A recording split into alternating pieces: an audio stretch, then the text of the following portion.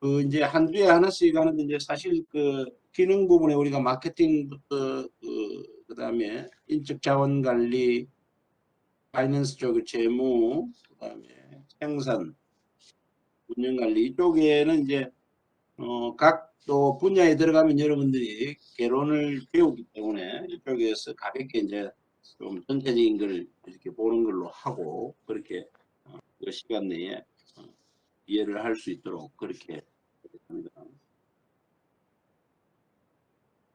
발표의 이제 일부는 또 우리 기능 분야가 관계되죠. 마케팅하고 인적자원관리 쪽하고 이제 이런 부분 관리가 되니까 또 다시 거기서 여러분들이 준비하고 또 도야하면서 학습을 하는 걸로 그렇게. 그러면 이제 이번 주는 먼저 마케팅 쪽으로 해서 이제 먼저 강의를 시작하도록 하겠습니다.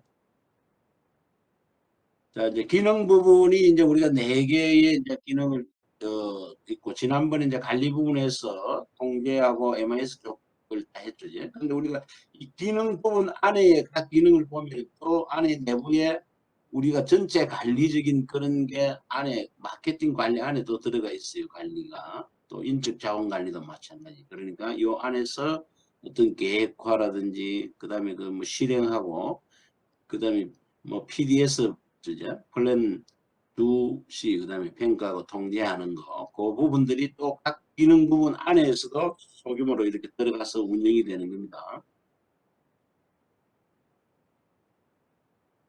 이거는 마케팅 관리 쪽에 넘어가고 이제 미다스의 손이라 해가 BTS, B가 이제 이 뭐 하고 있으면 다 이렇게 판매가 엄청 품절이 된대요. 그러니까 이것도 하나의 이제 우리가 마케팅이죠. 예? 광고 쪽에서 이 이제 또 유명도가 있기 때문에 쉽게 이제 이렇게 또 사람들이 구매를 하게 되죠. 또.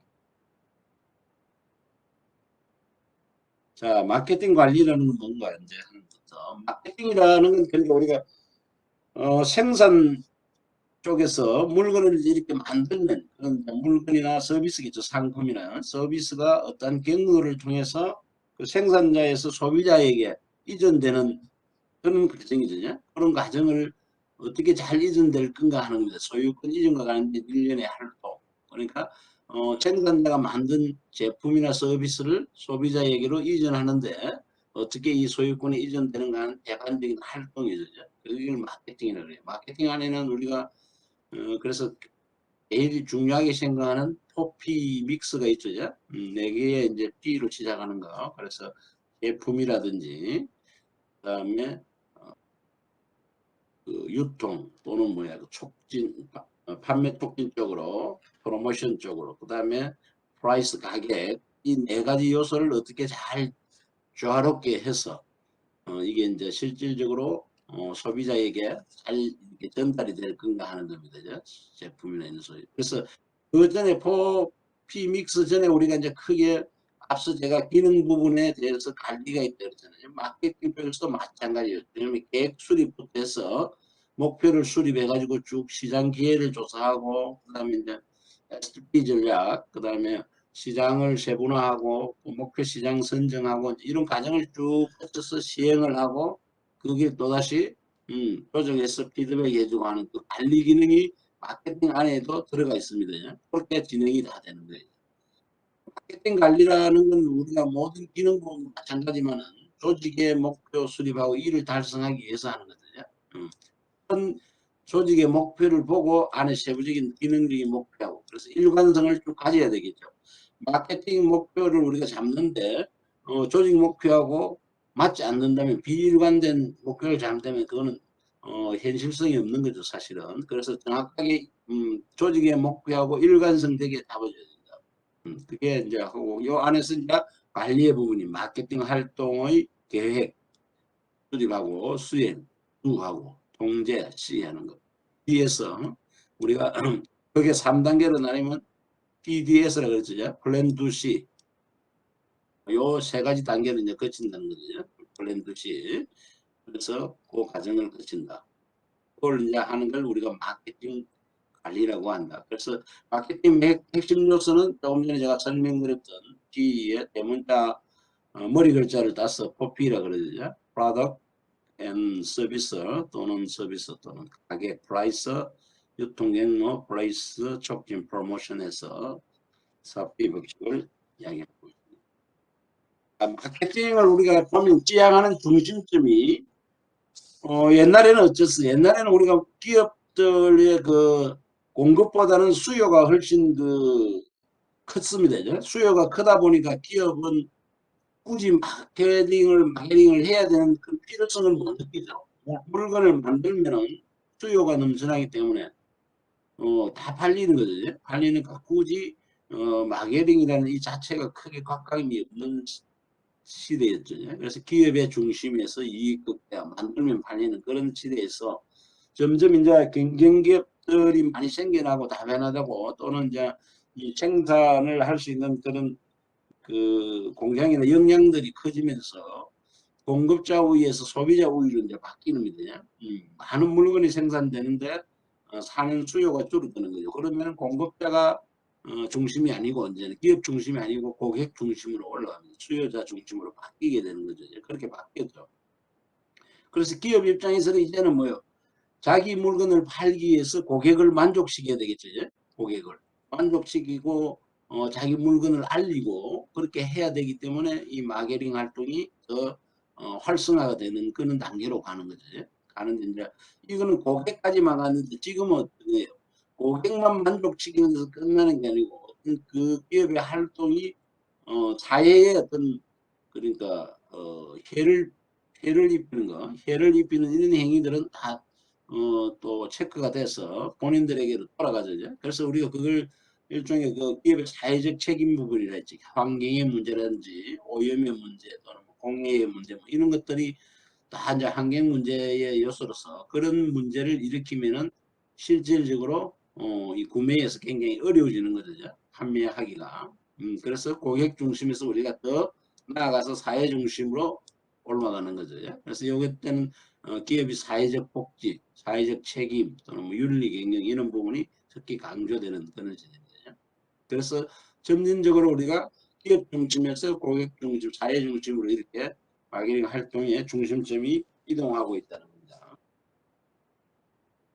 마케팅 관리의 과정은 우리가 이 그림 자체를 하나의 관리의 단계라고 보면 되죠. 목표 설정해서 기획 봐서 이렇게 쭉 전략 수립하고 이렇게 실행하는 거죠.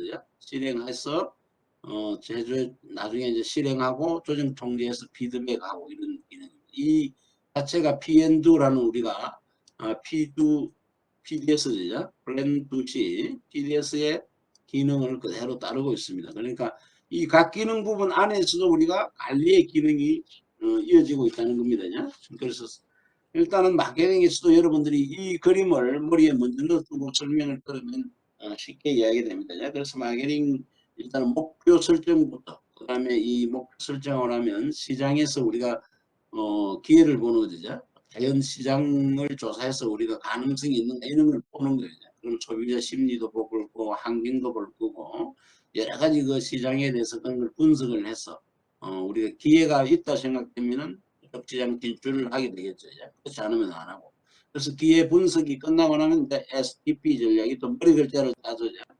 S가 세그멘테이션입니다. 이제 시장을 어떻게 우리가 처음에 이렇게 진출할 때 모든 시장을 다 이렇게 한꺼번에 가기는 어렵잖아요. 그리고 그 우리의 제품이라는 게 이런 거 이제 보고 그다음에 이 시장의 특성을 파악을 해야 되겠죠. 과연 어떤 변수를 써서 시장을 나눴을 때 어느 시장에 우리가 가능성이 있겠다. 그걸 이제 시장 세분화를 나누는 걸 시장 세분화라 그러고 그 나눠진 시장 중에서 우리 제품을 가지고 가장 가능성이 있는 시장을 선정하는 게 목표 시장의 승리입니다.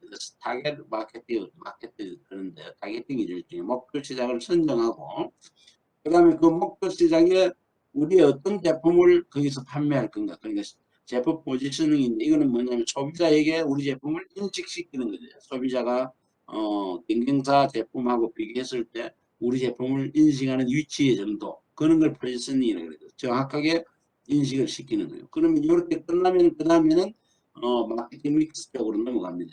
포피에서 가격을 어떻게 책정하고 제품을 우리가 제품 믹스를 어떻게 결정하고, 그렇게 제품의 계열과 제품의 그다음에 포기죠. 품목의 수 이걸 어떻게 할 건가 이런 걸 결정하고, 그다음에 포장은 어떻게 하면 또 우리 브랜드, 브랜드를 어떻게 관리하고 이런 거 서비스. 여기서 말하는 서비스는 제품의 서비스가 아니고 제품에 그 대응하는 그런 서비스가 아니고 우리 제품을 판매했을 때 부과되는 그런 사후 서비스나 애프터 서비스나 아니면 또 제품 판매 과정에 붙는 그런 서비스를 이야기합니다. 그런 게 결정이 되고, 그 다음에 이제 가격을 과연 어떻게 결정할 건가.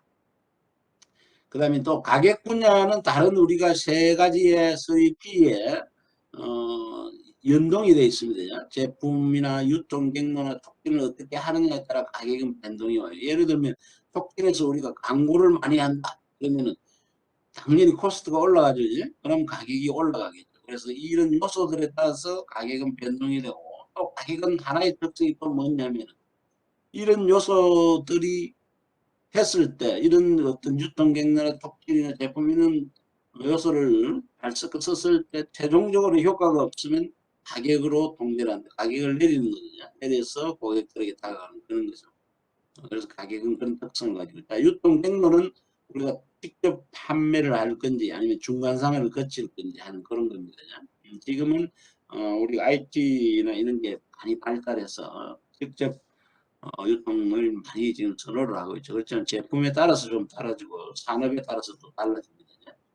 촉진은 이제 여러분들이 이제 마케팅 할 때 많이 이제 보는 부분이죠. 우리 광고의 부분, 그 다음에 홍보, 또는 뭐야, 인적 판매를 할 건지, 그 다음에 판매 촉진을 할 건지, 이런 부분들입니다. 그런 부분들을 공부를 하게 됩니다. 그래서 요까지를 이제 쭉 하고 이제 실행은 하고 나서 조정 및 통제를 해서 피드백이 되는 그런 부분이죠.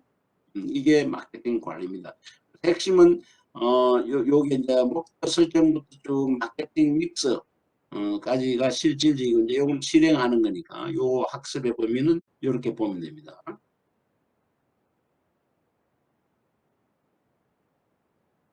자, 마케팅 정보의 수집과 시장 기회의 분석을 보면 마케팅의 이제 목표도 앞서 이야기했지만 조직 전체 목표와 일관성을 가져야 되겠죠.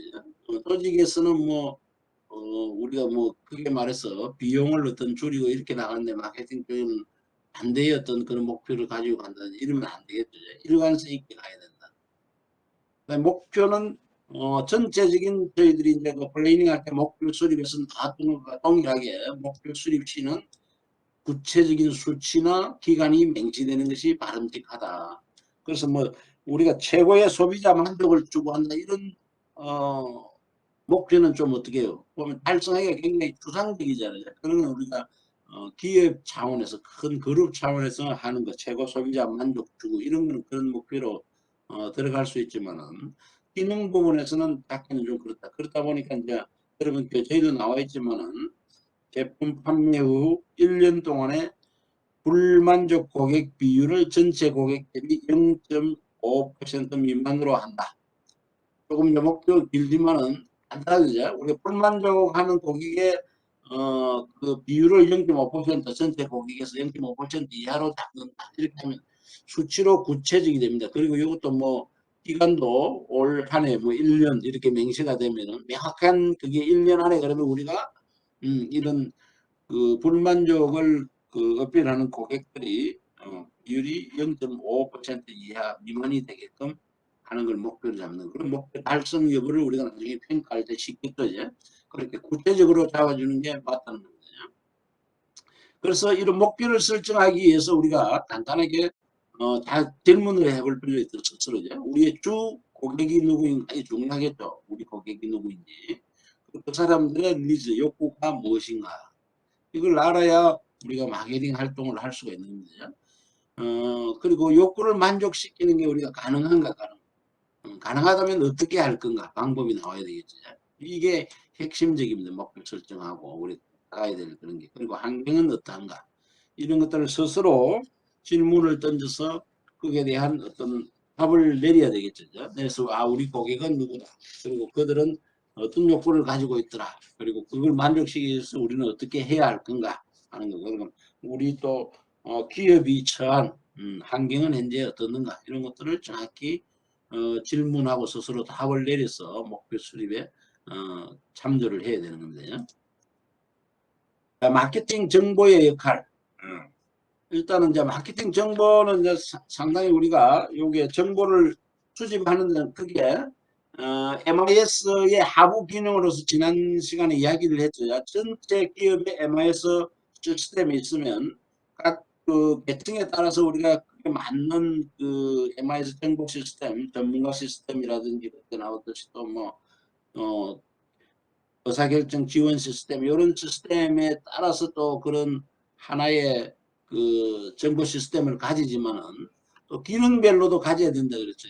그래서 각 마케팅, 뭐 파이낸스 또는 HRM 쪽으로 인적 자원 관리, 뭐 생산 운영 이쪽으로도 다 가져야 된다. 그래서 그것들과 서로가 연계가 다 돼서 전체 기업 차원에서의 MIS가 구축돼야 된다. 그래서 이런 우리가 마케팅 정보를 구하는 거는 일단은 시스템을 활용하는 방법이 있겠죠. 이 구축이 돼서 마케팅 정보 시스템이 돼 있으면 이게 있고, 그 다음에 이제 시장 조사를 하거나 환경 분석, 그 다음에 소비자의 행동을 조사 분석함으로 해서 마케팅에 대한 정보를 얻을 수가 있는 거죠.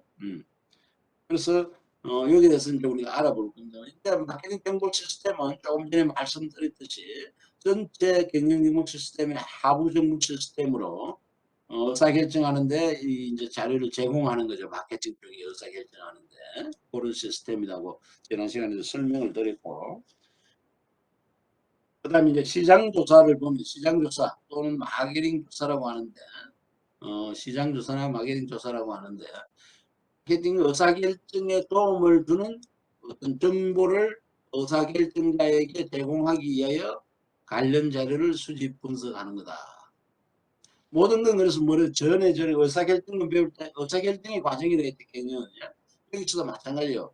마케팅 분야의 의사결정을 하는데 도움이 되는 정보, 의사결정에 관련 정보를 제공하기 위해서 우리가 자료를 수집하고 분석하는 걸 바로 시장조사, 마케팅 조사라고 한다.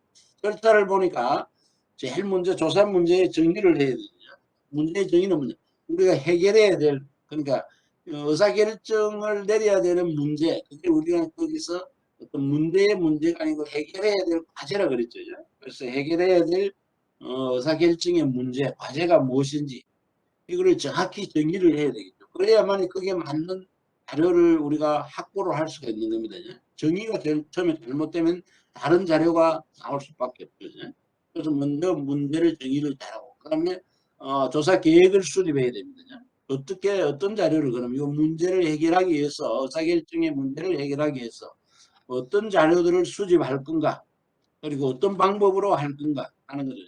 그러고 나서 이런 자료들을 나중에 분석은 어떻게 할 건가 이런 거를 계획 수립 때 어떤 자료의 종류 그 다음에 어떤 방법으로 또는 자료의 분석 방법 이런 것들이 계획에 들어가야 되겠죠. 그러고 나면 실제 자료 수집이 들어갑니다. 들어가면 우리가 조사를 하는데 그게 자료 수집에는 2차 자료, 1차 자료가 있어요. 뒤에서 설명이 됩니다. 2차 자료는 우리가 좀 세컨더리 자료이기 때문에 범위가 넓어요.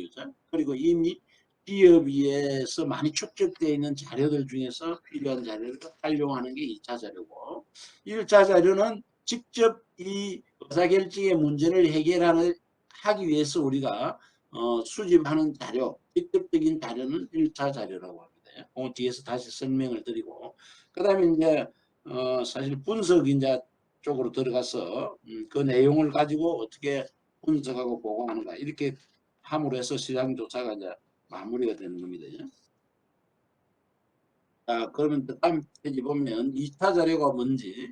자, 2차 자료는 주로 이제 우리가 원래 다른 목적으로 수집이 돼서 기업 내에 산재해 있는 자료들입니다. 새로운 시장 조사에 활용될 수 있는 자료들. 그래서 일단 자료가 다 갖춰져 있으니까 수집이 굉장히 용이하겠죠. 시간도 많이 절약이 되고 돈도 그리 안 들잖아요. 그렇게 경제적이 되는 거죠.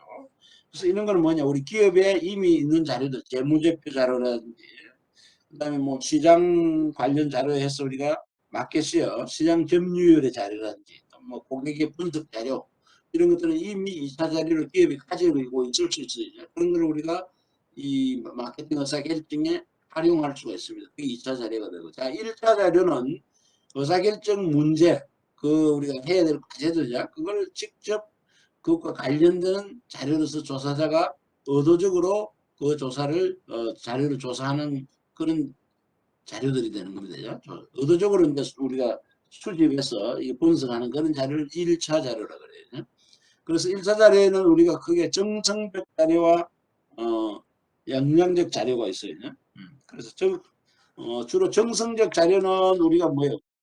수량적으로 표현할 수 있는 비계량적인 자료들입니다. 이런 자료들은 주로 우리가 면접이나 이런 인터뷰를 통해서 얻을 수 있어요. 그래서 심층 면접법은 우리가 1대1 면접입니다. 개인 대 개인으로 해서 아주 대면 페이스 투 페이스 면접을 하는데, 그러면 굉장히 깊이 있게 면접을 할 수가 있죠. 알 수가 있고 빨리 응답자의 반응도 볼 수가 있고, 이런 게 이제 심층 면접의 장점이라면, 한 사람 한 사람을 해야 되기 때문에 시간적으로 또는 비용적으로 많이 들 수밖에 없는 건데, 그 대신에 이제 우리가 그런 걸 좀 보완하기 위해서 나온 게 포커스 그룹 인터뷰입니다.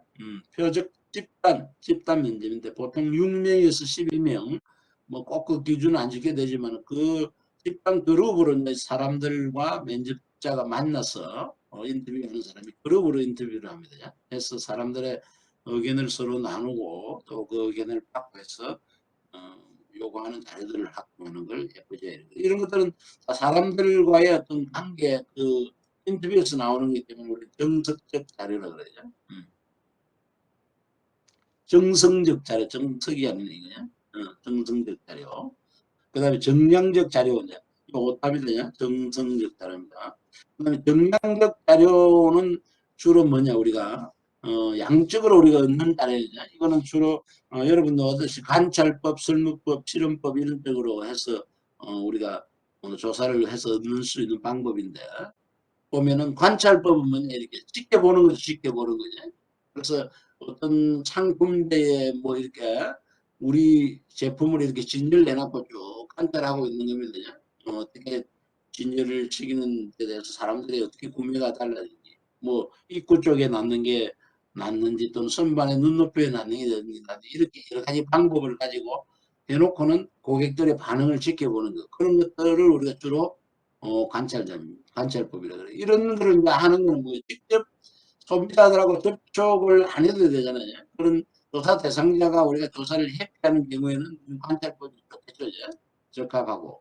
그럼 설문법은 물어보는 거예요. 우리가 이런 거, 여러분들 이제 이렇게 보면 아르바이트 하는 사람들이 이제 뭐 해본 사람도 있을 수 있고, 또 여러분들이 대상자로서 참석한 적도 있을 거예요. 그래서 요거는 직접 이렇게 물어볼 수도 있고, 우편이나 또는 메일로서 듣는지 이런 건 하잖아. 또 요즘에는 뭐 배달 오면은 그 뭐지, 조금 이렇게 상품 조금 더 주면서 피드백 하는 그런 게 있더만, 사진 찍고 이렇게 올리고 하는 거, 그런 것들이 다 이런 어떤 하나의 설문법의 종류입니다. 그런 건 또 뭐 호의적인 그런 걸 많이 요구하겠죠. 그렇지만 특히 우리가 인터넷 IT 문화가 발달되면서 이런 거는 뭐 말 안 해도 아주 안 좋은 거는 바로 올라가죠. 그래서 이런 거 실태 조사에 아주 적합한 그런 행태입니다. 현재 조사에. 그래서 이런 설문법은, 그러면 이제 이걸 하는 사람이 의도적으로 설문을 잘 만들어야 되겠죠. 그래서 물어보고 이제 간접적으로는 이제 이렇게 자의적으로 이런 반응이 오는 그런 것도 있을 수 있고. 다음은 실험법입니다. 실험법은 이제 인과관계. 우리가 이렇게 했을 때 독립변수와 종속변수가 있는 거죠. 이렇게 변화를 줬을 때 어떻게 결과가 오더라 하는 그걸 보는 걸 우리는 인과관계라고 해요. 원인을 주니까 결과가 어떻게 나오더라. 그 관계성을 보는 겁니다. 그게 실험법이에요. 그래서 예를 들면 이제 라면의 가격을 지금 요즘에 많이 올랐던데, 올르니까 구매가 어떻게 되더라, 수요가 어떻게 되더라, 뭐 내려간다든지 이런 거죠. 그런 걸 지켜보는 실험을 하는 겁니다. 가격을 그러면 뭐 얼마 정도 올리니까 또 적게 올리니까 또 이렇게 내려가지 않더라 하는 그런 거라든지, 그런 걸 쭉 실험을 해서 인과관계를 보는 거예요. 그래서 그런 걸 또 도출하는 거예요. 그래서 관찰법이나 설문법 또는 실험법 이런 방법을 써서 우리가 정량적인 자료들을 확보할 수가 있습니다. 마케팅 정보 우리가 분석해서 그런 자료들을 하는 겁니다. 그다음에 이제 이게 뭐 시장 그 조사에 대한 그런 내용들이죠. 시장 조사를 위해서 우리가 하는 분석입니다. 다음은 환경과 소비자 행동 분석이 있겠죠. 환경에 대해서는 이제 여러분들이 우리가 환경 공부했잖아요. 거기서 한 거와 크게 다르지 않습니다. 마케팅 환경 요인을 분석하는데, 자, 그 시적 환경 우리가 주로 이제 패스트 분석을 많이 한다겠죠. 폴리티컬한 정치, 경제, 이코노미, 소셜 컬처, 사회 문화적인 거, 또 그다음에 뭐 테크놀로지, 기술적인 거, 그다음에 또 인구 통계학적, 데모그래픽한 팩터들 이런 것들이 다 하나의 우리가 마케팅 환경 요인에 대한 거시 환경으로 분석이 되는 겁니다. 그러니까 미시 환경은 우리가 그때도 봤지만은 주로 직접 관계되는 소비자라든지 경쟁기업, 유통기관 등 이런 데들이 다 미시적 팩터들이죠. 그런 것들에 대한 분석을 하는 거죠. 우리 환경에서 공부했던 그 내용들하고 같습니다. 그래서 그 다음에 이제 우리 기업 내에서 마케팅 쪽에 우리의 회사 자신의 어떤 경쟁력이 있는 약한가, 강한가 이런 것들을 또 분석해야 되겠죠. 그런 분석이 이제 우리가 배웠던 스왓 분석이라든지 그런 게 이제 장점, 약점과 기회하고 이런 걸 하는 거고. 그 다음에 또 테스트 분석, 이런 분석들을 많이 써서 하는 겁니다. 지금도 이런 분석들을 그대로 많이 쓰고 있어요. 그래서 특히 이제 이런 환경 분석에서 우리가 회사 자체에서 그러면 환경 분석을 했을 때 통제 가능한 요인과 불가능한 요인들을 잘 구분해 볼 필요가 있겠죠. 통제 가능한 요인들은 우리가 바꿀 수가 있고 우리가 스스로 통제하지만 그렇지 못한 거를 우리가 이 마케팅 환경 분석에서 요인을 통해서 넣으라면 우리가 통제가 안 되는 나중에는 그 결과는 그 기대하기 어렵겠죠. 그래서 통제 가능한 변수 중점이 돼야 되고 그런 것들이 조사 과정에서 통제 가능하다 안 하다 이런 거를 잘 판별해야 되는 겁니다. 그런 요소들이. 그래서 환경 분석이 끝나면은 다음에 이제 소비자 행동 분석. 이게 이제 우리가 시장 기회 분석을 위해서 하는 거죠. 소비자 행동은 소비자들이 행동의 동기가 어디에서 생겨나는지, 그 다음에 소비자들이 구매를 결정하는 의사결정 과정에 대한 이해, 그 다음에 어떤 요소들이 소비자 행동에 영향을 미치는가, 이걸 알아보는 겁니다. 일단 소비자 행동 의사결정 과정을 보면은 네 단계를 이제 이렇게 다섯 단계를 이렇게 쭉 걷죠. 먼저 문제를 인식했다. 문제 인식이라는 건 구매에 대한 생각을 한다는 거죠. 무슨 문제인지. 그다음에 거기에 대한 정보를 탐색하고, 그다음에 그 정보를 만족시켜주는 대안들을 도출해서 평가를 합니다. 어떤 게 좋은지. 그다음에 구매를 하고 구매 후에 어떻다 이게 만족도에 대한 걸 스스로 평가하는 거죠. 이 단계를 시스템. 그래서 좋으면 다음에 또 다시 구매로 이어지는 거죠. 재구매로. 그런 식입니다. 일단 문제인식에 여기 보면 예를 떨어놨어요. 무엇이면 지금 현재 그러면 이제 이 음식에 대한 그 구매는 배가 고프다. 뭘 먹어야겠다는 게 이제 문제인식이죠. 먹어야겠다 하는 거죠. 정보 탐색, 뭘 먹을 건가 하는 건 이제 쭉 찾아야 되고, 메뉴 종류, 그 다음에 가까운 뭐 어떤 식당에 가서 먹을 건지 배달을 시키면 이런 걸 결정을 해야 되거든요. 이게 이제 일단 정보 탐색을 해서 식당이 있냐, 배달 가능한지 이런 것들을 쭉 살펴보고, 그다음에 대안, 종류 이제 어떤 걸 먹을 건가 하는 거죠. 자장면이 좋은지 냉면인지 뭐 이게 저기서 자기가 판단을 해서 이제 선택을 하고, 그다음에 구매 행동으로 이어지는 거죠. 먹고 나면은 어떻다 하는 걸 이제 판단하는 이게 소비자 의사결정의 과정입니다. 그 다음에 이제 소비자 행동에 영향을 미치는 요소들을 보면은 그게 이제 조금 전에 우리가 이제 소비자 행동 의사결정의 과정은 문제 인식에서부터 시작해서 정보 탐색하고 대안 평가에서 구매 행동하고 구매 후 평가로 이어진다. 이 여기에 이제 영향을 미치는 소비자의 요인들입니다. 영향을 미치는. 그러니까 예부적인 우리가 영향 요인이 있고 내적인 소비자 내적인 요인이 있습니다. 예부적인 요인은 이제 사회 문화적 요인, 문화, 그 어떤 간섭이죠. 그 다음에 가치관, 태도 이런 거고, 사회 계층은 뭐예요? 우리가 비슷한 수준의 사회적 지위와 또는 어떤 경제력 이런 걸 가진 집단들이죠. 그러면은 소득이나 재산, 직업, 교육 수준 뭐 이런 것들을 우리 사회적으로 보면 비슷한 계층에 있는 사람들이 비슷한 구매를 할 가능성이 높다. 그런 거를 이제 또 조사를 하고 중부집단, 중부집단 개인의 태도나 행동에 어떤 영향을 미치는 그런 집단들이죠. 그럼 가족도 나오는데 이 가족도 중부집단이 될 수 있고 친구들 또는 뭐 동아리 활동하는 데 있는 사람들 또는 뭐 동료들 뭐 이런 사람들 다 중거 집단이요. 내가 이런 구매를 이제 결정하고 이런 소비자 행동을 하는데 그 사람들이 그 제품에 대해서 어떻게 생각하고 그 사람들이 구매하고 이런 것들을 그 중거 집단을 위해서 판단을 하는 거죠. 그것도 영향이 되는 거고.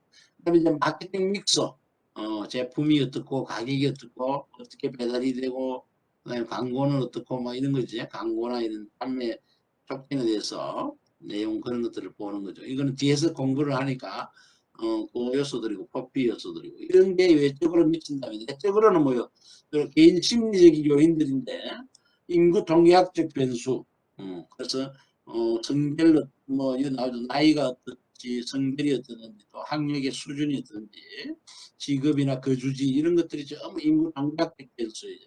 거기에 따라서 어떻더라 하는 영향이 달라지는 겁니다. 영향을 미치고 생활의 양식이나 또 개성, 개인 성향 이런 것들이 다 우리가 개인 심리적 요인으로서 소비자의 행동, 의사결정에 영향을 미치는 요인들이 됩니다. 그래서 그 영향을 이런 의사결정 과정을 우리가 대안을 정보 탐색에서 대안평가 구매 행동으로 이어지는 이 과정에 영향을 미치는 팩터들이 되는 거죠. 자, 이렇게 이제 우리가 시장 기회를 분석했으면 이제 그 시장 기회를 분석한 다음에 이제 STP 전략으로 넘어가죠. 시장에 기회가 있다. 그러면 이제 우리가 시장 세분화를 합니다. 세분화와 목표 시장 선정 먼저 ST 부분이죠. STP 전략은 시장 분석에 이루어지는 마켓 세그멘테이션 시장을 세분화.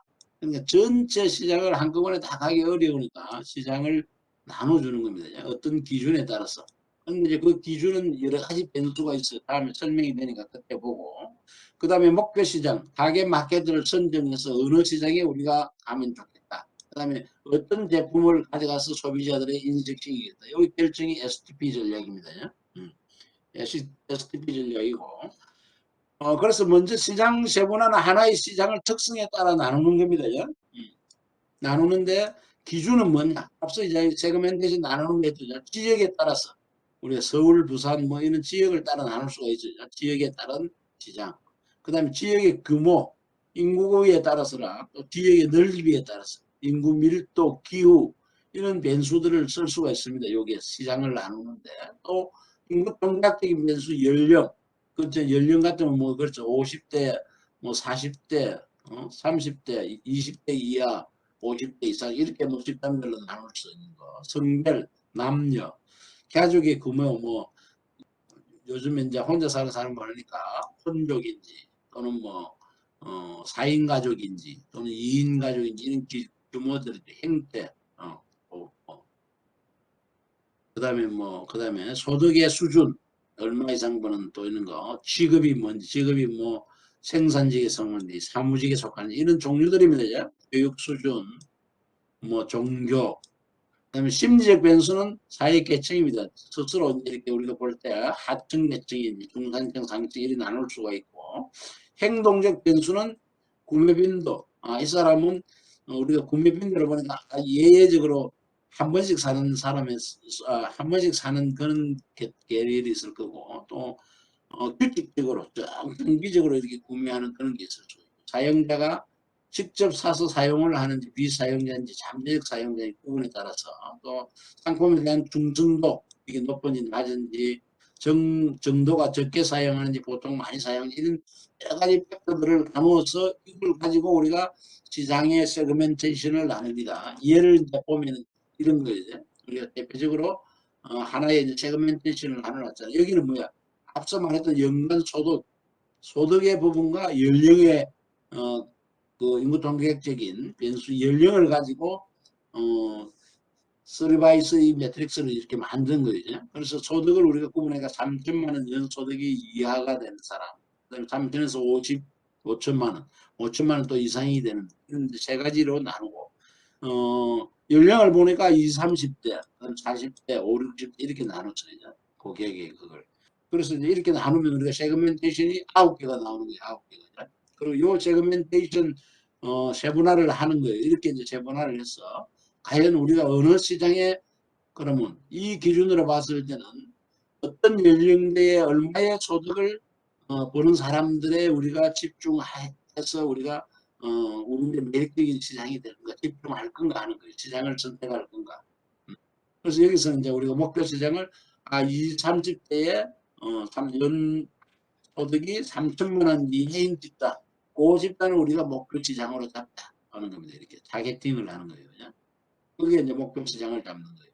그래서 세분화와 목표 시장을 이렇게 이제 선정을 하는 겁니다. 그러면 이 변수들을 앞서 그 세그멘테이션 변수를 쭉 이야기했지만 그거는 우리가 이제 연구나 시장 조사한 그런 걸 보고 어떻게 우리가 세그멘테이션을 나눌 건가 하는 게 달라지겠죠. 이거는 해외로 갈 때는 문화적 팩터 뭐 이런 것도 관계가 되겠고 여러 가지 요소들 이 세그멘테이션을 할 수 있는 이 팩터 요소들을 다르게 두면은 다른 또 목표 시장들이 나올 수가 있는 겁니다. 자, 그러고 나서는 이제 제품 포지셔닝을 시키는 거죠. 제품 포지셔닝은 뭐라 했어요, 제가? 소비자라고 하여금 우리 제품이 어떤 제품이다 하고 인식을 시키는 거라고 그랬잖아요. 인식시키는. 그 소비자가 인식하고, 또 소비자가 이런 제품을 경쟁 제품과 비교해가지고, 과연 소비자가 이 우리 제품에 대해서 느끼는 인식의 정도, 생각의 정도, 상대적 위치적 인식의 그런 정도를 우리가 제품의 포지셔닝이라고 그래요. 그럼 어떤 제품을 우리가 위치할 거냐가 중요하죠. 이런 데 그래서 고객들에게 이걸 포지셔닝 시키는 게 상당히 중요하죠. 예를 들어서 이제 우리가 폭스바겐 이제 저 독일의 폭스바겐 그룹 같은 데는 그 그룹 안에서 폭스바겐 차를 만드는 데가 있고 그다음에 아우디, 벤틀리, 부가티, 포르쉐, 람보르기니 아주 고급 차들을 생산하죠. 그리고 이제 그 중에 폭스바겐은 우리가 보면 굉장히 좀 상대적으로 저가고 단단하고 일반 고객들에게 굉장히 어필할 수 있는 그런 어, 그 가격 대비 성능이 우수한 경제적 차량으로서 이렇게 자리를 매김하고 있어요. 근데 이 폭스바겐 만든 데서 옛날에 그 2002년도에 폭스바겐 만드는 데서 페이턴이라는 이런 페이턴이라는 차를 고급차를 만들었어요. 만들어서 그걸 시장에 내놨는데 실질적으로 2002년에 내서 한 16년에 단종이 됐어요. 그렇게 고객들에게 지금 이게 고급차인 아우디나 벤틀리, 부가티, 포르쉐, 람보르기니 이런 것만큼 알려지지 않았어요. 이거는 벤츠 S그룹 수준으로 해서 아주 고급으로 만들었는데 그건 뭐냐면 폭스바겐 회사에서 만들었기 때문에 폭스바겐에서는 좀 저가의 가격에 대비 성능이 우수하고 경제적인 차라 했는데 굉장히 고가의 이거는 수작업으로 만든 작업 페이턴이거든요. 그래서 비싸니까 고가로 자리매김하니까 인식이 안 되는 거예요. 고객들에게. 그러니까 잘못된 포지셔닝에 대해 단종이 되죠. 그런데 뭐 페이턴이 2년에서 16년까지 생산했는데 그걸 이제 중국하고 우리나라에 다 팔렸다고 그래요. 차가. 이 나라는 중국이 구매하는 게 보통 비슷한가 봐요. 좀. 고가 남들이 안 가진 거 좋은 거 가지는 또 있어 보이고 하는 이런 걸 좋아하는 거야 사람들이. 그래서 팔렸다 그리고 또 여기 광고에 나오는 이제 풀무원 같은 경우 우리 풀무원 하면 자연 또는 뭐요 깨끗하다 또는 뭐 프리미엄 자체 이렇게 포지셔닝 때가 있잖아요. 그래서 풀무원 하면 우리가 항상 신선하고 믿어도 된다는 인식이 돼 있어요. 그래서 상당한 점유율을 가지고 있는 거. 그다음에 태평양에 보면 설화수 최고급 가격으로 자리매김 고급 제품으로. 그다음에 뭐 침대 같은 경우도 뭐냐 에이스 침대 같은 경우는 우리가 가구가 아니고 가학이다 이렇게 그 자리매김을 해서 그런 것들은 제품의 인식을 시키는 거예요. 얼마나 침대가 과학적으로 잘 만들어졌는가 하는 그런 걸 제품을 어떤 제품을 해서 인식을 시켜주는 걸 제품의 포지셔닝이라고 합니다. 그래서 그게 STP 전략이에요. 이렇게 이제 STP 전략이 끝나면 마케팅 믹스로 넘어갑니다. 이 포피의 활동인데 포피는 뒤에서 각 요소들마다 또 나누기 때문에 믹스라는 건 뭐예요? 서로 섞는다는 거예요. 그럼 포피를 우리 제품을 소비자에게 잘 알리고 판매하기 위해서 어떻게 이 포피 가격과 유통과 그다음에 그 홍보 그 광고 쪽에 촉진하는 쪽으로 또는 그 제품을 어떻게 잘 이렇게 구색을 맞춰줄 건가는 거예요. 그게 바로 믹스입니다. 믹스.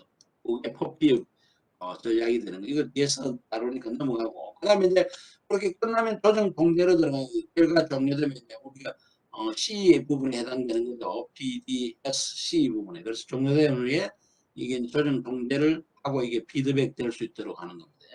그 부분이 이제 마지막입니다. 그렇게 전환이 되고 이제 마케팅 믹스에 대해서 우리가 이제 그러면 알아보도록 그래야겠습니다.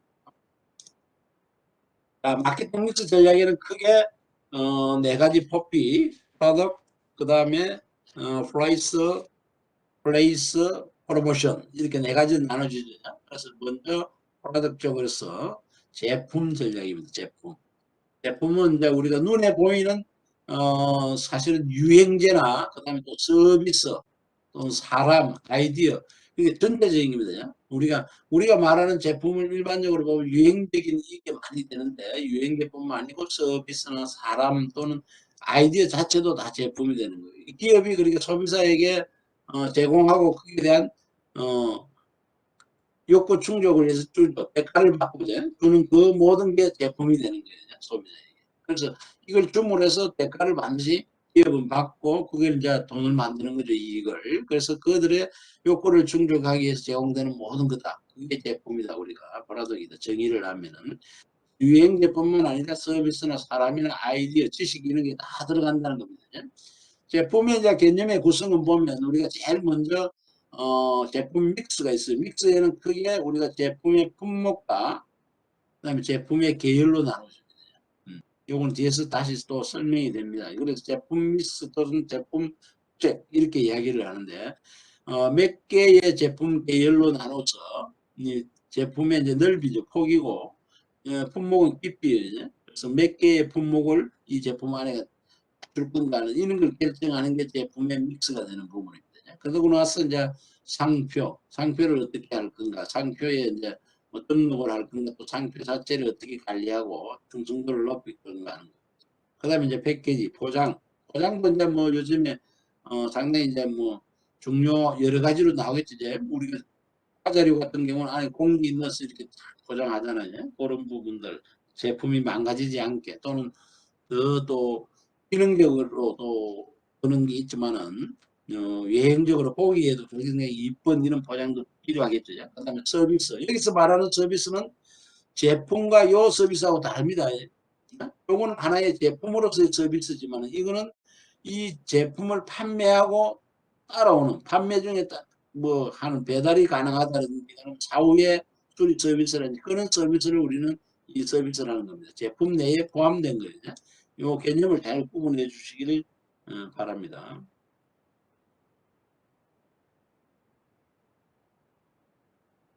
자, 먼저 제품 나중에 수리 과정을 앞서 이제 이야기했죠. 그 단계를 거쳐갑니다. 그래서 믹스 결정을 하고 그다음에 상표 결정이 되면은 포장해서 서비스 결정이 되는 거죠. 그래서 제품 믹스는 우리가 제품 구색이라고도 하는데 어떤 판매자가 소비자에게 판매하는 모든 제품의 그 계열과 그 다음에 품목을 말하는 거예요. 계열은 우리가 뭐야 기능이 유사한 그런 제품들을 계열이라 그래요. 그래서 여러분 교재에 보면 치약 계열, 비누 계열, 샴푸 계열 이런 이제 기능이 우리가 세수하고 뭐 이렇게 이빨 닦고 이렇게 이제 뭐이 화장실에서 주로 할 수 있는 그런 제품들이 기능이 비슷하잖아. 그런 걸 우리가 같은 제품의 계열로 보는 거고. 품목은 그 안에서 비누 안에서 뭐 어떤 A, B, C, D 이런 품목들이 나올 수 있겠죠. 무슨 비누 무슨 비누 이렇게 그런 게 품목이 되는 거예요. 그래서 이 계열이라는 게 바로 제품의 넓이, 품목이 제품의 깊이, 제품의 일관성은 뭐냐? 이 제품을 그러면 이제 유통이나 판매에 있어서 어떤 연계성이 있는가 하는 게 일관성입니다.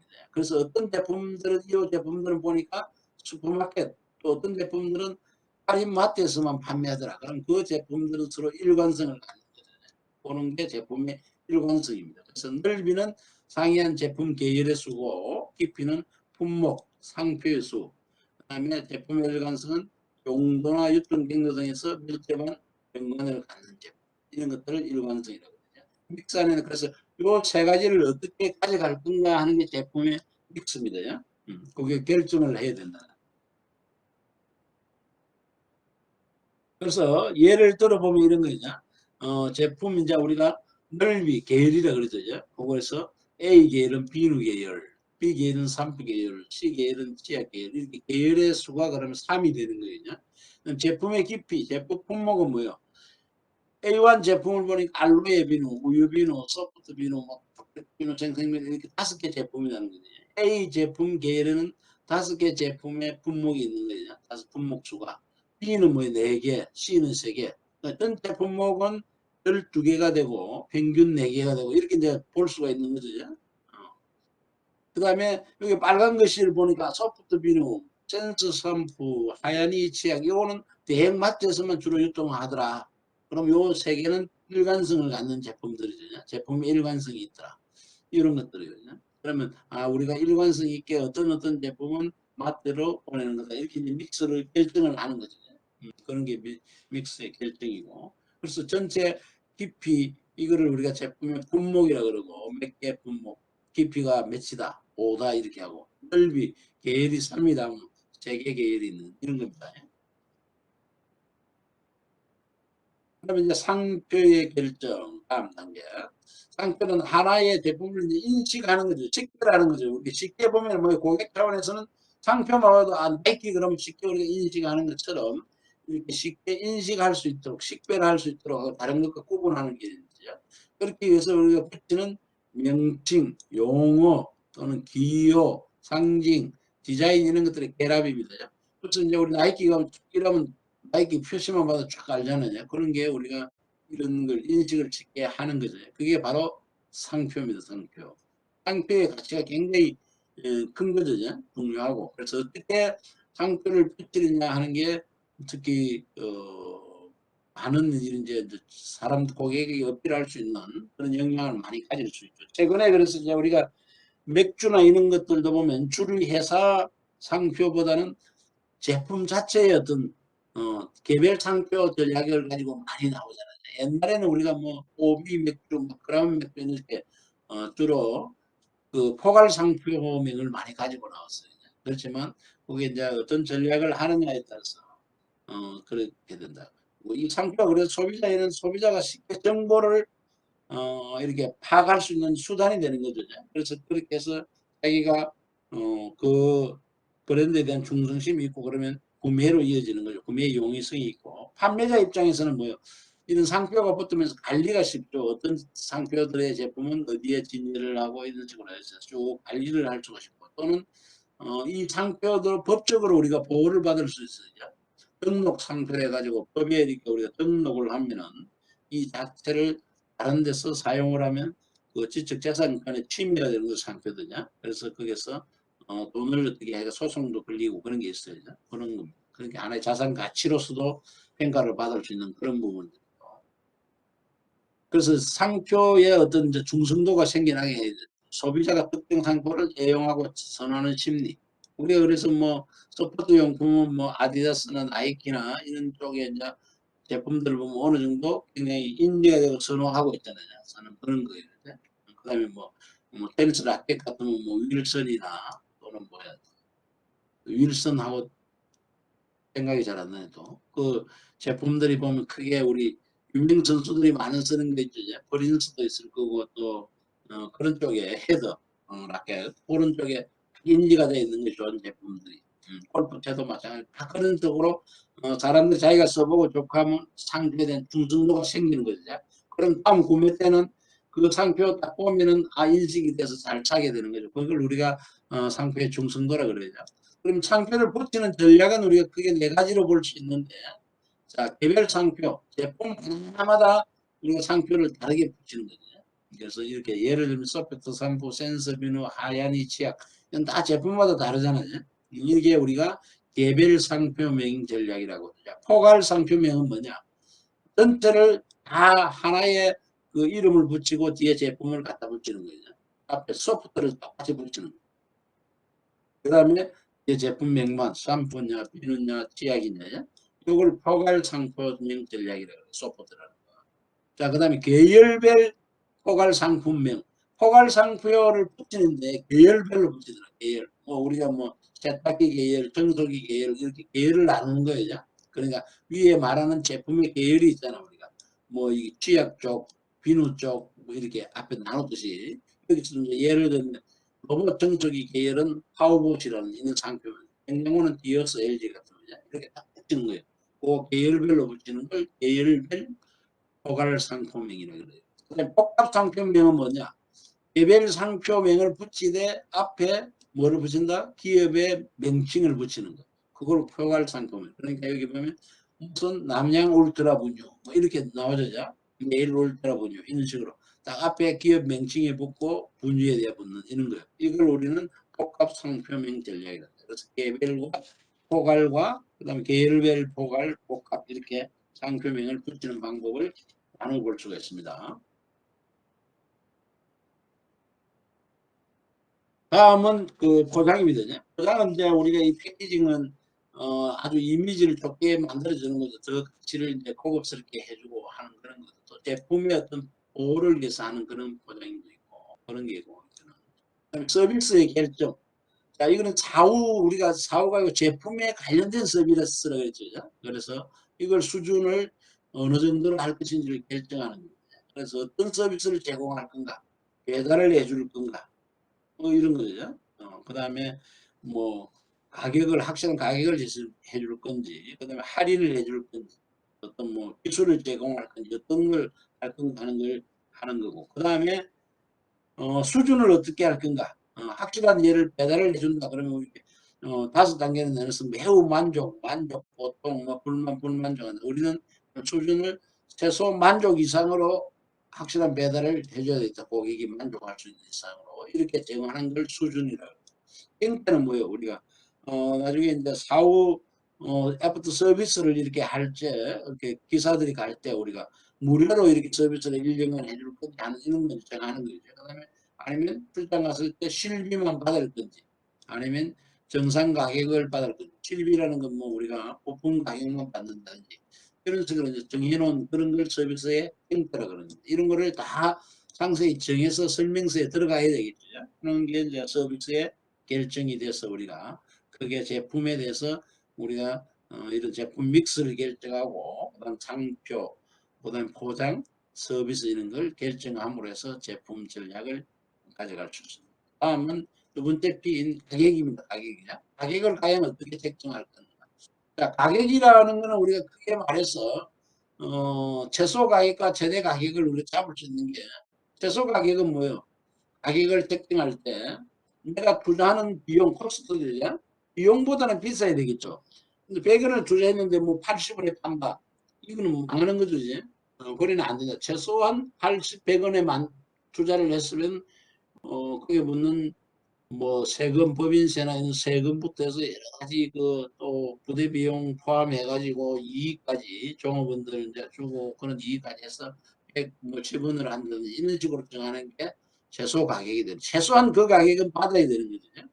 그럼 최대 가격은 뭐예요? 최대 가격은 그 제품을 대가로 우리 해서 받아들이는 소비자의 수용 기준입니다. 소비자가 나는 이 가격을 주고 사겠다 하는 게 최대 가격이 되는 그게 두 개의 가격을 결정하는 폭이 되고 그 가운데는 뭐냐 이제 경쟁사들의 이제 가격을 보게 되는 거죠. 똑같은 기능을 하는데 A 제품을 만드는 경쟁사 가격이 우리 그 가격보다 우리가 책정할 때 조금 낮게 해주면 훨씬 잘 팔리겠죠. 그런 측면들. 너무 또 낮게 하면 뭐요? 제품의 신뢰를 또 안 할 수도 있고 그래서 그런 것들을 잘 결정해야 되는 거죠. 그래서 가격이 아까 특성은 제가 이야기했잖아요. 다른 유통이나 제품이나 판매 촉진 쪽에 있는 그런 변수들이 우리가 그런데 변수들에 연동해서 그런 게 바뀜으로 해서 앞서 마찬가지 포장을 굉장히 이쁘게 멋있게 하면 비용이 더 증가되잖아요. 그럼 가격이 올라갈 수밖에 없는 그런 거예요. 유통도 마찬가지 우리가 지금처럼 직접 판매해서 하면 비용이 내려가잖아요. 그러면 가격이 싸지는 거예요. 그래서 우리가 인터넷 구매하면 가격이 좀 저렴하잖아. 그런 것들이요. 그런데 그런 요소에 영향을 받고 또 한편으로는 가격이라는 거는 이런 세 가지의 법규 중에서 3P에 적용을 했을 때 이 효과가 없을 때 최종적으로 가격을 또 할인한 가격을 사용하는 겁니다. 그럼 이 효과가 없을 때 우리가 가격을 할인해서 판매한다든지 내려서 하는데 또 가격이 갖는 특성의 부분이 되겠습니다. 가격의 결정 과정을 보면은 앞서 제가 설명했던 최소 가격 기준인 원가와 그 다음에 소비자의 최대 가격인 소비자 수요가 있거든요. 그 다음에 경쟁 제품의 가격을 해서 우리가 잠정 가격으로 우리가 결정을 합니다. 자, 잠정 가격을 결정을 하고 나면 이제 다음에 뭐냐면 이제 요 뒤에 다시 설명이 되는데 단수와 간섭 중고 가격이 있습니다. 단수 가격은 가격의 이 값을 딱 그 십진법에서 한 단계를 낮춰주는 거죠. 조금씩 우리가 뭐 100원짜리를 갖다가 100원에 판매하는 걸 갖다가 19원 이렇게 적어놨잖아요. 그러면 이거는 100단위가 아니고 10단위의 제품이 되는 건 싸다는 인식을 주고 또 정확하게 계산했다는 건 인식을 줄 수가 있겠죠. 그다음 관습 가격은 어, 구매자가 통상적으로 가지고 있는 그런 가격입니다. 습관적으로죠.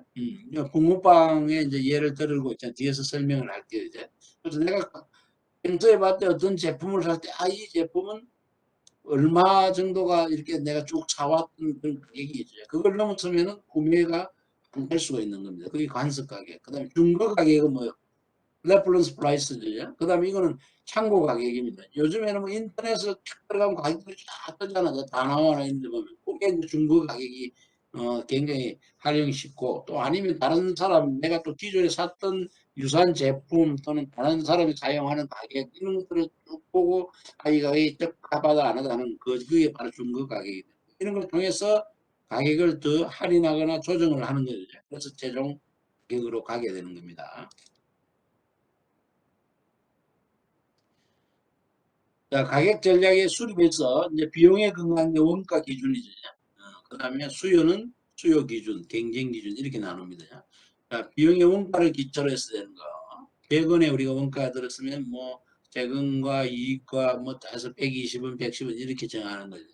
수요는 뭐예요? 소비자가 인식하는 가치에 의해서 가격이 결정되는 거거든요. 수요 강도에 따라서. 그래서 우리가 이제 마케팅이나 이런 걸 통해서 고객에게 이걸 잘 알리는 거죠. 알리면 가격이 어느 정도 고가로 돼서 인식이 되고 하면 이걸 이제 고객이 수용하는 거죠. 그걸 우리가 최고 가격이 이제 수요 기준이고 경쟁자는 경쟁업자를 고려한 거다.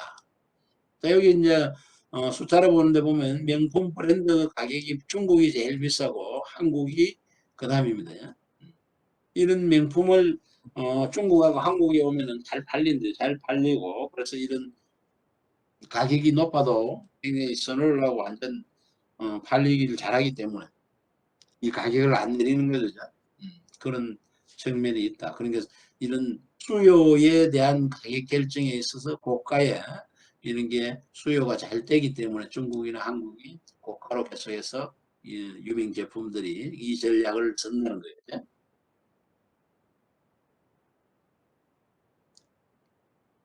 그 다음에 가격을 이제 조정하는 거예요. 단수 가격. 식품법에서 조금 통상 한 두 단계 낮추는 거 이런 거거든요.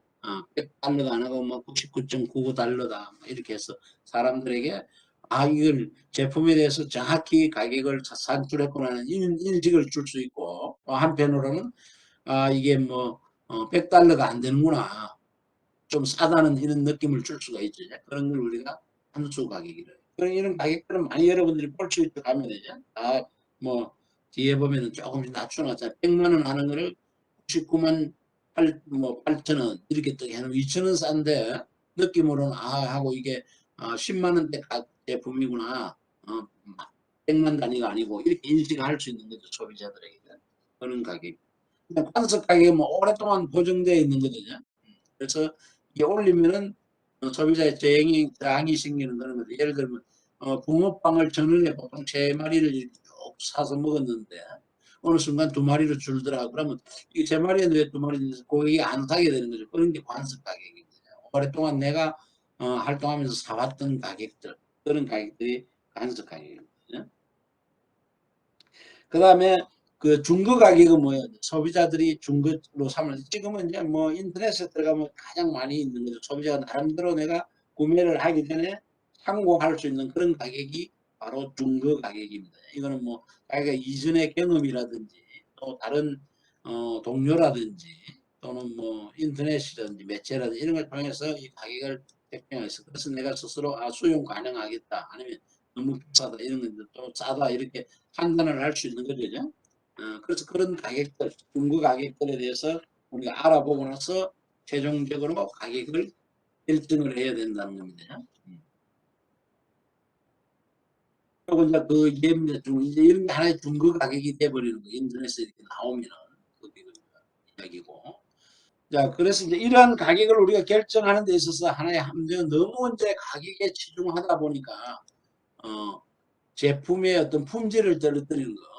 그래서 그 자체가 결론적으로 상품의 경쟁력이 결정되는 게 아닌데 가격이. 그래서 제품의 질이 떨어져서 오히려 이거 나중에 제품으로서의 그 인지도를 회복하는데 굉장히 시간과 돈이 드는 거죠. 요 예에 나와 있는 게 폰입니다. 폰이죠. 우리나라가 86년도에 그 엑셀. 음. 이제 실질적으로 이런 게 이제 미국 차하고 일본 차의 관계 이제 거기서 사실 미국 차는 덩치가 크고 기름도 많이 먹고 이러잖아요. 그런 차로 인식되어 있는 거 일본 차는 조금 작고 그렇지만은 기름도 적게 먹고 경제적이고 이런 게 인식이 많이 돼 있어요. 그러다가 이제 우리나라에서 이제 차가 들어갔는데 86년도 우리 엑셀 같은 경우는 포니 엑셀이죠. 포니 엑셀 같은 경우 미국의 마켓시에 1위까지 올라갑니다. 아주 저가의 좋은 차로 10대 상품으로 선정이 됐어요. 그러나 나중에 이제 제품에 하자가 있는 게 발견이 되면서 싸구려 저가차로 이렇게 자리매김이 돼버립니다. 그래서 이러한 인식을 바꾸는데 120년 이상이 걸리고 노력과 엄청난 비용이 투입이 되는 거죠. 광고도 계속 해야 되고. 그러니까 너무 가격에 연연하다 보니까 품질이 떨어져서 오히려 전체 경쟁력을 상실하는 경우가 나와 있는 게 바로 가격 전략의 함정이니까 그런 것들도 잘 고려를 해야 된다는 겁니다.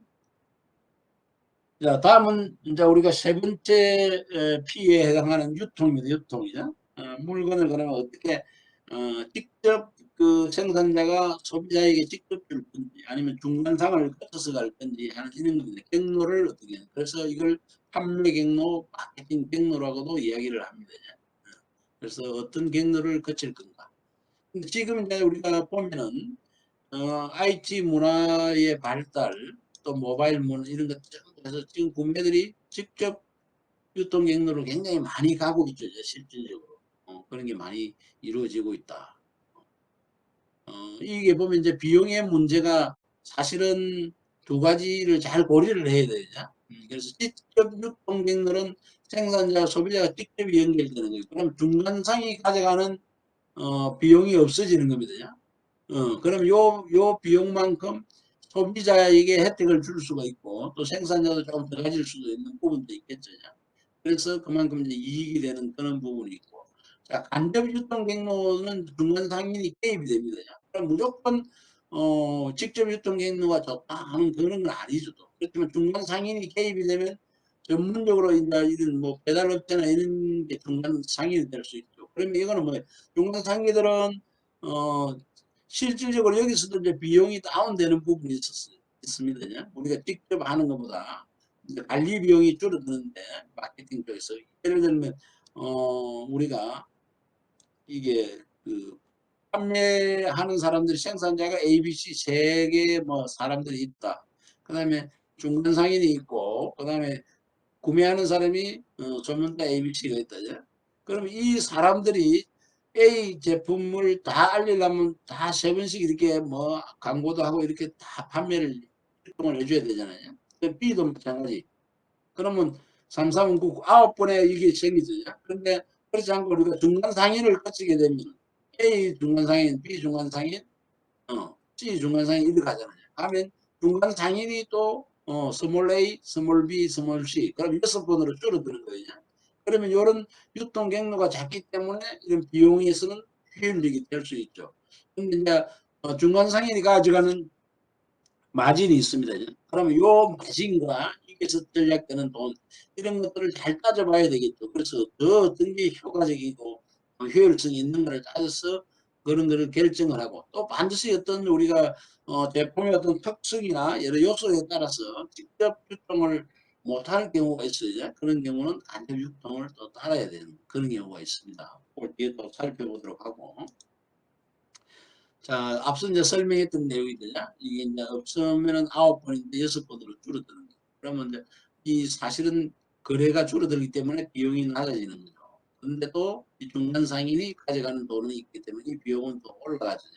그럼 요 서로의 관계를 잘 봐야 되겠죠. 그래서 유통 경로 결정에도 하나 영향을 미치는 요소가 되는 겁니다. 그럼 이제 이런 요소들을 우리가 볼 때 어떤 특성을 가진다. 제품과 시장, 기업, 중간상, 경쟁업자 뭐 여러 요소들이 있는데 여기서는 이제 크게 5개로 여러분들 예를 나타내서 이런 부분들에 따라서 어떤 걸 유통 경로를 선택할 건가 하는 겁니다. 기술이 아주 복잡하더라. 이럴수록 기술의 복잡성이 클수록 우리는 뭐예요? 직접 유통 쪽으로 가야 되겠죠. 직접 해주고 고객을 상대하는 게 좋다. 그래서 이거는 뭐냐? 직접 유통을 선택하거나 경로가 짧은 거. 아주 그러니까 여러 사기를 거치지 않고 간단한 거예요. 그럴 때 복잡성이 클수록 표준화가 잘 돼 있으면 뭐예요? 잘 돼 있으면 굳이 이 표준화가 안 될수록 우리가 직접 유통하고 표준화가 잘 돼 있으면은 직접 유통할 필요가 없겠죠. 잘 돼 있으니까. 그러니까 안 돼 있을수록 되지 않을수록 직접 유통은 부패 가능성이 그보다 빨리 가야 되겠죠. 직접 유통이 높아지는 거고 부피가 제품 자체가 부피가 크고 이러면은 커질수록 이 제품의 파괴 가능성도 있고 하기 때문에 그래서 직접 유통으로 갈 가능성이 크다. 그럼 시장을 보니까 소비자의 지리적 분산 정도가 많이 분산되어 있으면 어떻겠어요? 이거는 중간 상인을 통해야 되겠죠. 직접 유통보다요. 분산 정도가 작을수록 우리는 직접 유통을 갈 수가 있다. 기업의 입장에서는 뭐 기업의 규모가 크고 자금력이 있으면 직접 유통으로 갈 가능성이 굉장히 높아지죠. 내가 스스로 가져버리는 거예요. 그런 기능을. 그 다음에 중간상. 원하는 중간상의 이용 가능성이 높으면 높을수록 집중 유통으로 갈 가능성이 낮아지죠. 이게 이용 가능성이 낮을수록 오히려 직접 유통으로 간다. 경쟁업자 경쟁의 차별화. 차별화를 시도할수록 우리가 빠르게 할수록 우리가 직접 유통으로 갈 가능성은 커지는 거죠. 이런 요소들을 가지고 우리가 유통 경로를 결정할 때 어떤 쪽이 더 효율적이겠다 하는 걸 결정하는 겁니다. 그 요소들입니다. 그다음 유통 경로의 특징을 보면 우리 크게 세 가지로 집중적이다. 집중적이다는 것은 뭐 한 곳에 한 유통 중간상에게 다 이렇게 집중하는 그런 게 아니고 모든 그 유통기관들을 활용한다는 거예요. 그 집중력이고 배타적은 특정한 유통기관들만 활용하는 거. 선별적은 이제 중간 수준입니다. 그래서 집중력은 모든 최대한 많은 수의 유통기관을 한다. 그럼 일반적인 우리가 상품들, 노출이 심한 것들은 다 이런 편의품 이런 것들은 다 그렇게 가는 거죠. 그렇게 되는 대신에 우리가 제품에 대한 유통기관을 통제하는 데는 굉장히 약합니다. 약할 수밖에 없죠. 그 대신 배타적은 제한된 수에 가는데 그래서 이 제한된 수에 가면서 우리가 특정 제품은 보면 특정한 기관에서만 판매하는 게 있던 편의점도 어떤 특정 제품을 거기서만 판매하는 게 있더라고요. 그런 경우에는 판매 권한을 독점적으로 주는 거예요. 주는 대신에 경쟁 제품을 취급을 안 하는 거예요. 이 사람들이. 특히 뭐 우리 우유 같은 이런 경우도 그런 경우가 많고 이런 거예요. 그러면 이제 기업 자체의 통제력이 굉장히 강해지겠죠. 그런 거고 선별적인 중간 수준입니다. 그렇게 해서 유통 경로 정책에 우리가 특징을 볼 수가 있는 거예요. 어떻게 집중적으로 많은 데를 할 건지 아니면 제한된 수로 할 건지 아니면 또 선별적으로 할 건지 그런 쪽으로 이제 결정을 하는 게 유통 경로를 결정하는 요소의 또 하나가 되는 겁니다. 자, 다음은 이제 마지막 P인 촉진 전략입니다. 프로모션 쪽이죠. 프로모션은 우리가 기업들이 이게 상품 및 기업에 대한 소비자가 가지는 이미지를 관리하겠다. 우리가 가지는 우리 기업에 대한 거나 아니면 우리 제품, 우리 상품에 대한 거를 소비자가 어떤 이미지로 우리 그걸 가지게 이미지를 가지게 할 건가 하는 걸 관리하는 겁니다. 우리가 스스로. 그래서 우리가 상품이나 이런 가격 기업에 대한 정보를 소비자에게 의도적으로 알려주는 거거든요. 그래서 우리 제품, 우리 기업에 대한 것을 소비자에게 인식시키 줌으로 해서 우리 기업에 대해서나 또는 우리 제품에 대해서 충성도를 자아내게 하는 이미지를 잘 관리해서 궁극적으로 판매를 촉진하고 나가서는 이 이제 관계를 해서 충성도까지 이렇게 충성도를 높이는 정도로 가는 거죠. 그래서 이거는 어떻게 보면 고객과 아니 그 소비자와 판매자와의 어떤 커뮤니케이션의 관계입니다. 요걸 통해서 우리가 여러 가지 방법을 통해서 판매자가 소비자에게 전달하는 게 시도하는 그게 커뮤니케이션이죠. 거기고. 자, 1886년도에 이미 이런 광고가 나갔다고 그래요. 이건 참고로 보시면 되고. 자, 톡진 안에는 우리가 크게 네 가지로 나눠집니다. 광고와 홍보, 그다음에 인적 판매, 판매 촉진 이렇게 네 개로 나뉘죠. 이 안에 판매 촉진 안에는 그게 우리가 판매 촉진 전략을 수립한 4P로 이제 우리가 나눠진다 그랬죠. 그게 네 가지. 그 네 가지에 대해서 이제 제가 뒤에 또 설명을 하고 일단은 판매 촉진 전략의 수립 실행은 우리가 크게 요 네 가지인데 일단 광고는 뭐예요? 광고는 이제 우리가 인터넷이나 또는 뭐 방송 그다음에 뭐 TV 또는 뭐 신문 이런 걸 통해서 많은 사람들에게 동시에 알릴 수 있는 광고죠. 보통 광고가 우리 이번에 보통 보면 15초에서 20초가 가장 그 사람들이 지겨워하지 않고 볼 수 있는 거예요. 어떤 광고들은 뭐 하에서 1분 되는 것도 있기는 있어요. 그렇지만 보통 광고는 15초에서 20초 정도의 사람들이 인식을 잘 할 수 있는 그런 시간대에 광고를 많이 합니다. 하고 이거는 많은 사람들에게 적은 비용으로 이렇게 쭉 알릴 수 있는 게 광고의 장점입니다. 그렇지만 요즘에는 뭐예요? 요즘에는 이제 IT 문화가 이제 발전하다 보니까 정보 수집이 굉장히 가능하죠. 고객들에 대한 데이터가 수집이 가능하고 그걸 또 잘 분류를 해서 개별 광고도 실질적으로 요즘은 이루어지고 있습니다. 개인적으로. 그리고 자, 홍보는 뭐냐? 홍보는 비용을 안 들이고 하는 겁니다. 요즘에 뭐 드라마나 이런 데는 보면 이제 어떤 특정한 상표나 이런 게 나오잖아. 나오는데 이건 아마 광고의 성향이 있을 거예요. 돈을 받고 하는 거고. 옛날에 보면 우리가 무슨 뉴스 같은 거 할 때 보면은 어떤 뭐 제품에 대한 이게 간판이 나온다든지 이런 거요. 또 신문에 이렇게 나온다. 이게 바로 홍보입니다. 이게. 홍보는 우리가 그렇게 비용을 지불하지 않고 이렇게 알릴 수 있는 거죠. 매체를 통해서 일반적으로 그게 홍보고. 자, 인적 판매는 직접 가서 사람이 가서 판매하는 겁니다. 그러면 정보나 이런 걸 굉장히 많이 제공하고 바로 피드백도 받을 수 있지만 직접 가서 하니까 비용이 많이 들겠죠. 이제? 그런 게 있죠. 자, 판매 촉진은 이 세 가지 광고와 홍보, 인적 판매를 제외한 모든 이게 그 촉진 전략에 들어가는 게 판매 촉진은. 그래서 여기서는 뭐 단기적으로 보통 일회성으로도 사용이 되고 단기적으로 사용되는 게 많은데 주로 뭐 어디 가면 뭐 화장품 같은 데 가면 샘플 주는 거 있죠. 그런 거라든지 이게 또 경품 주고 마일리지 점수 주고 또 가격 인하해 가지고 또 뭐 포장해 주고 이런 거죠. 어디 전시회 같은 거 하고 이런 겁니다. 이게 다 그다음에 뭐 판매 보조금 주는 거 휴대폰 사고 하는 이런 게 다 판매 촉진 행위에 들어가는 거. 이게 전체적으로 우리 촉진 전략의 네 가지 요소가 그렇게 구성이 됩니다. 자, 촉진 수단의 결정에 영향을 미치는 요인들을 보면 촉진 대상 제품의 유행에 따라서 예를 들면 우리가 소비자 제품이냐 아니면은 산업용품이냐 따라서 이제 소비용품 같은 경우는 많은 사람들이 사용하니까 우리가 바로 이 광고나 이런 게 굉장히 효과적이죠. 그렇지만 산업용품은 그렇지 않죠. 산업용품은 많은 사람보다 특정한 사람들이 쓰는 거고 또 잘 설명을 해야 되니까 인적 판매가 더 나타나는 겁니다. 그리고 우리가 특히 적은 수에 우리가 뭐 항공기나 무기, 특히 무기 있죠, 외국 무기나 구매 이런 거는 다 인적 판매입니다. 광고하는 거 한 번 봤잖아요, 여러분들이. 다 거기는 이런 우리 그 바이어들 또는 뭐야 바이어가 아니고 그 이런 거 판매하기 위해서 우리 여기 한국에 보면 다 지사를 두고 거기에 고용된 사람들이 와서 하는 거예요. 직접 인적 판매를 하고 나와서 설명도 하고 그런 거예요. 그런 제품들이 큰 제품이나 또 산업용 제품들은 그렇게 다 갑니다. 그다음에 촉진을 위한 접근 방법의 유행에 따라서 우리가 달라질 수가 있겠죠.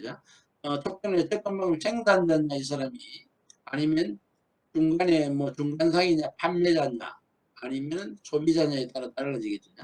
예를 들어 뭐 생산자나 판매자의 판매원 입장에서의 우리 광고는 일단 판매 촉진에 있는 게 더 효율적입니다. 효율적인데 소비자 입장에서는 우리가 뭐요? 광고가 더 낫겠죠. 소비자들에게서는 많이 알릴 수 있는 거. 이 사람들은 판매자들은 이 판매 촉진을 하면서 샘플을 주고 가격 다운해주고 이러면 더 잘 된다는 거죠. 제품 수명 주기상으로도 우리가 제품이 이게 뭐야 나와서 우리가 제일 처음에 도입돼서 성장하고 성숙하고 쇠퇴해 간다 했잖아요. 자, 도입기 때는 많이 알려야 되잖아요. 그러니까 광고나 홍보가 좋은데 성장이나 성숙기에 들어가든지 아니면 또 뭐 이럴 때는 우리가 실질적으로 많이 성장하니까 이 판매 촉진이 훨씬 더 효과를 가질 수가 있는 겁니다. 그다음에 목표라는 고객의 구매 준비 상태에 따라서 우리가 고객의 구매 준비 상태는 뭐예요? 고객에 앞서 우리가 뭐래서 이 문제를 인식하고 정보를 탐색해서 앞에 나왔잖아요. 그다음에 그다음에 뭐예요? 대안을 평가하고 구매 행동으로 이어지고 그다음에 구매 후 평가가 된다 그러잖아요. 거기서 우리가 이 정보의 탐색부터 구매 행동까지 요 사이에 이루어지는 게 바로 우리가 말하는 고객의 구매 준비 인식을 하는 단계입니다. 고객에 대해서 따라 그래서 실질적으로 우리가 정보 탐색을 하는 단계에서는 주로 인지하는 이런 이제 우리가 이런 인지하는 단계에서는 광고나 이런 판매 촉진이 더 효과적이죠. 그렇지만 뒤에 나오는데 다시 설명을 하는데 이 쭉 단계를 거쳐서 그 요 안에서 인지를 해서 우리가 선호 단계로까지 가면은 인적 판매가 더 효과적이다 하는 거죠. 그래서 요 설명을 더 하면은 앞서 우리가 나왔죠. 이제 소비자 행동 의사결정 가정형에서 여기 의사결정이 가정입니다. 그게 5개 가정인데 요 안에서 우리가 소비자가 구매를 그렇게 의사결정하는 거는 정보 탐색에서부터 구매 행동 요 사이에 일어나는 겁니다. 요 사이에. 그래서 요 사이에 일어나는데 요 사이에 일어나는 거를 우리가 쭉 단계별로 보니까 이렇게 정보 탐색 구매 행동 사이에 일어나는 게 제일 먼저 인지하더라는 거예요. 제품이나 기업을 인식하더라는 거예요. 요 단계에서는 우리가 제품을 알리기 위해서는 광고나 판매 촉진이 효과적이라는 거죠. 그 다음에 거기에 대한 지식을 모으고 좋아하는 정도를 느끼고 이제 선호의 단계로 들었으니까 이때는 인적 판매가 더 효과적이더라는 거예요. 그러면 이제 확신이 되고 구매를 결정하게 되는 거죠. 그래서 이런 인지의 구매의 단계 속에서 어느 단계에 있느냐에 따라서 우리가 어떤 촉진 전략을 쓸 건가도 차이가 난다는 겁니다. 그런 요소입니다. 자, 이렇게 해서 이제 우리가 포피를 마치고 마케팅에 대해서 학습을 마치도록 하겠습니다. 이제 조금 바르고 또 개괄적으로 이렇게 나오고 또 여러분들이 마케팅 개론에 들어가서 또 이거는 학습을 하고 그 안에 가면 뭐 소비자 행동 심리에 대해서 하나의 과목도 있고 또 뭐 여러 가지 마찬가지로 광고에 대해서도 과목이 있고 그런데 그런 세부적인 공부는 이제 거기서 하고 여기서는 우리가 원론이니까 그게 어떤 이루어진다 하는 걸 오늘 마케팅에 우리가 크게 보면 계획 수립에서부터 목표 설정해서 시장 기회를 분석하고 그 다음에 STP 전략에서 세그멘테이션, 타겟팅, 포지셔닝에서 그 다음에 4P 전략으로 넘어와서 실행을 하고 피드백하더라. 안에 관리의 기능이 있더라. 이런 개념을 여러분들이 잘 알아두고 그래서 그 세부 부분들이 어디에 해당하더라는 걸 전체적으로 여러분들이 가서 더 공부를 하면 이해하는 데 훨씬 도움이 될 겁니다.